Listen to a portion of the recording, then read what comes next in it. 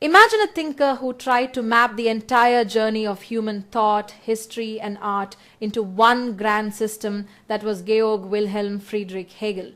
Born in 1770 in Stuttgart, Hegel lived through the storms of the French Revolution and the Napoleonic Wars, and these upheavals shaped his vision of freedom and history.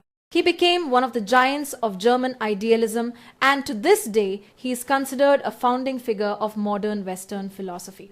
At the heart of Hegel's system is the concept of dialectics, the idea that contradictions are not dead ends but stepping stones. A thesis meets its opposite, the antithesis, and from their clash emerges a higher synthesis.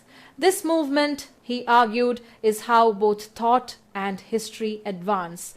His most famous work, The Phenomenology of Spirit, published in 1807, asked in exam, traces the evolution of human consciousness from simple awareness to self-recognition, and finally to what he called absolute knowledge. For Hegel, history itself was the spirit gradually recognizing and realizing itself. Pause here and note this: Hegel didn't stop with logic and history, he also revolutionized aesthetics. His lectures on aesthetics, published posthumously in 1835, defined art as a mode of absolute spirit, an expression of human self-understanding through beauty.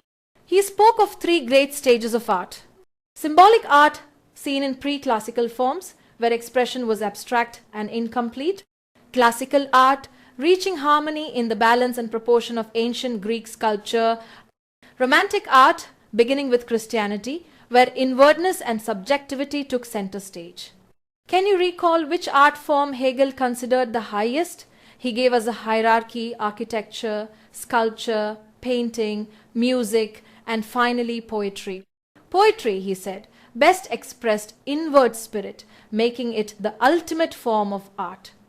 His philosophy went on to inspire Marx, Kierkegaard, and later the Frankfurt School. And because the phenomenology of spirit and his lectures on aesthetics have been repeatedly asked in exam, you should hold on to these as anchor points for revision. Picture the late 19th century, a world caught between Victorian morality and the rise of modernist experimentation. At the heart of this shift stood Walter Pater, one of the great stylists of his age. Born in 1839, Pater was an essayist, art critic, and novelist who placed beauty and sensation at the very center of art. For him, the purpose of criticism was not to preach or moralize, but to capture impressions. The critic's role, he said, was to discern, not dictate. Pause here and note this: Pater championed the philosophy of art for art's sake. He rejected the idea that art should be judged by moral, religious, or utilitarian standards. Instead, he insisted that the value of art lay in the intensity of individual experience, in its power to offer the spirit what he called keen sensations. For Pater, beauty was relative, never absolute, and the true greatness of art came from the inseparability of form and matter, where style was not an ornament but the very essence of expression. This approach shaped the entire aesthetic movement and influenced figures like Oscar Wilde, but it also paved the way for modernist and impressionist criticism, which sought to render the fleeting impressions of the mind. Now here's something exam. Pater's critical philosophy was best expressed in his book Studies in the History of the Renaissance from 1873, later revised as The Renaissance, Studies in Art and Poetry.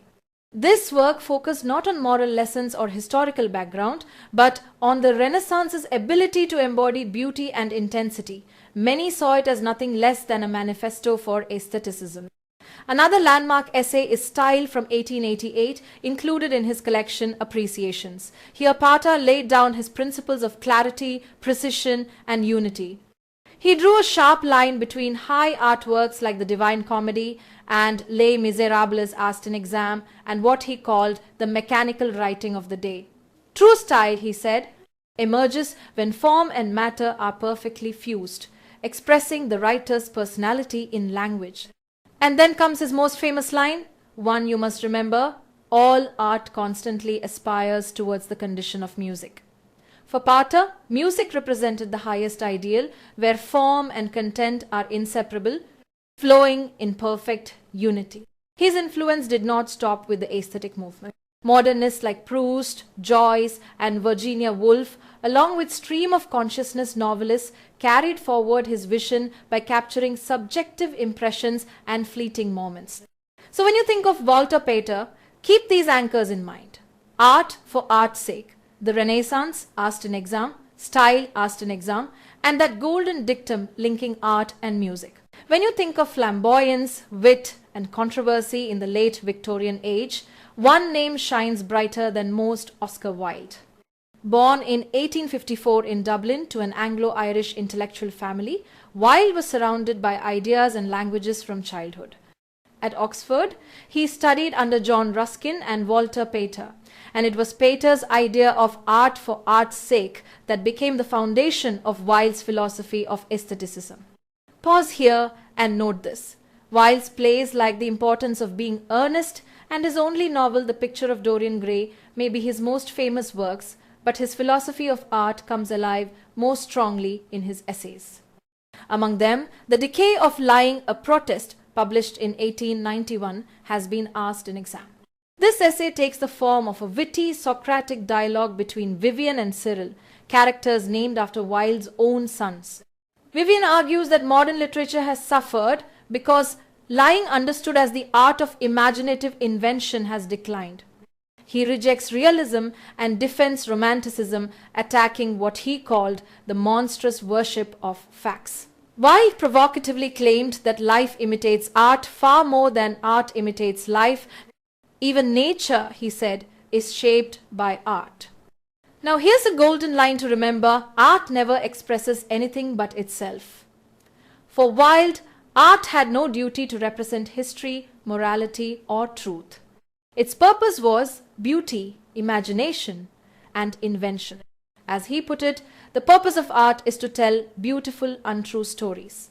This idea captures the very essence of aestheticism, the autonomy of art, free from external demands. Pause here because this is another asked in exam. Wilde once remarked, "The artistic critic, like the mystic, is an antinomian always." It's a perfect example of how his writing thrives on paradox and ambiguity. So, what do we take from Wilde? His vision was playful yet radical.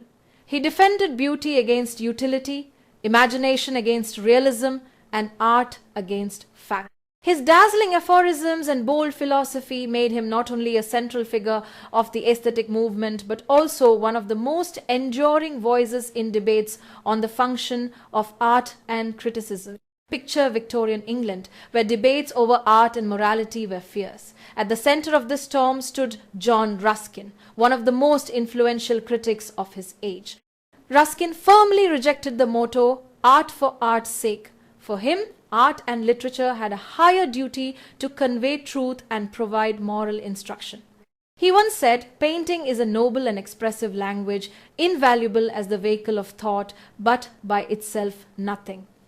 This principle he extended to literature, urging that it must transmit the greatest number of the greatest ideas.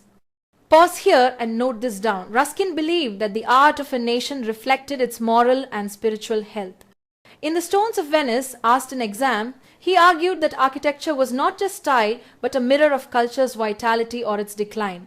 His emphasis on art's moral function put him directly at odds with the rising aesthetic movement, which prized beauty and pleasure above all.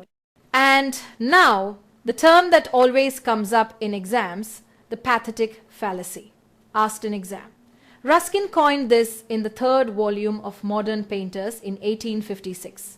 It describes the poetic device of attributing human feelings to nature or objects, like calling a storm angry or flowers joyful.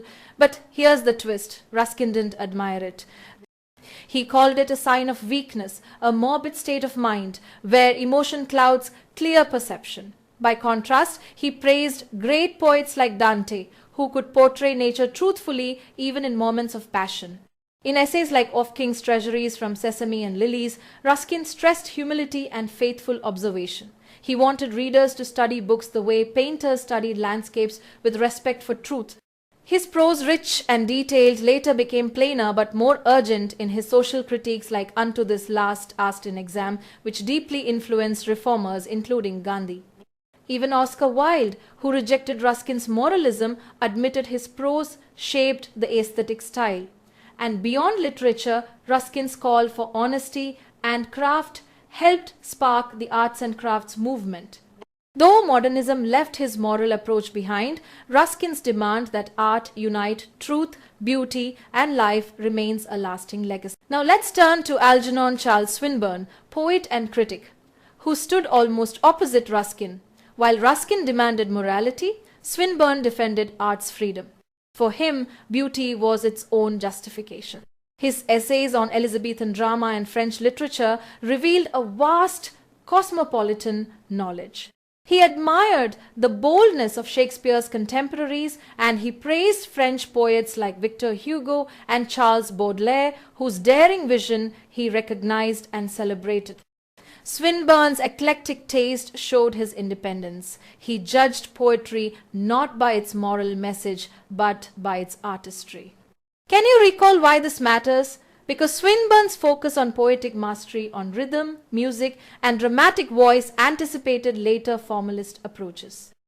He argued that a poem's power lies not in teaching virtue, but in how it sounds and how it moves us. In doing so, Swinburne defended his own controversial work, often criticized for sensuality and excess. Yet he stood firm.